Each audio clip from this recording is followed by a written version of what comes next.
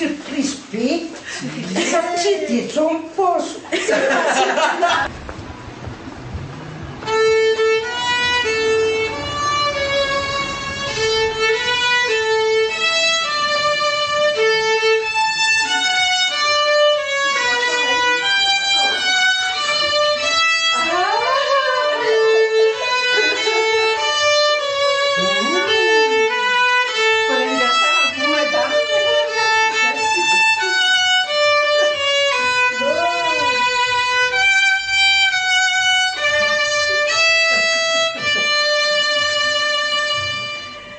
Miarahaba manokana ny Madame Lala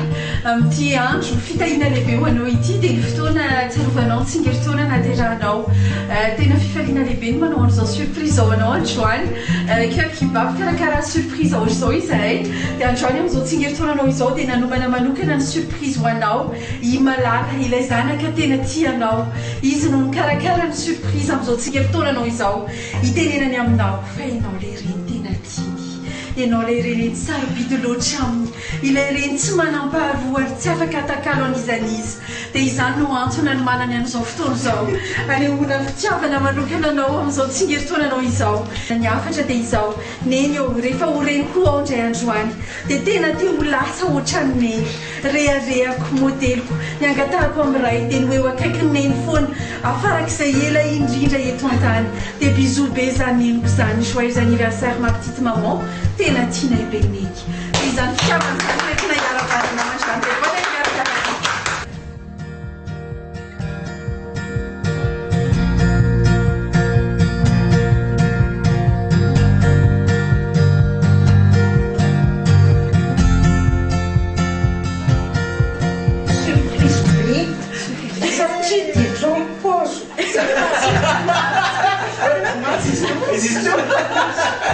Izao ny paozoko nanaovany an'ilay surprise.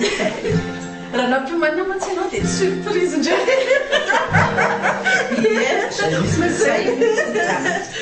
Merci beaucoup anareo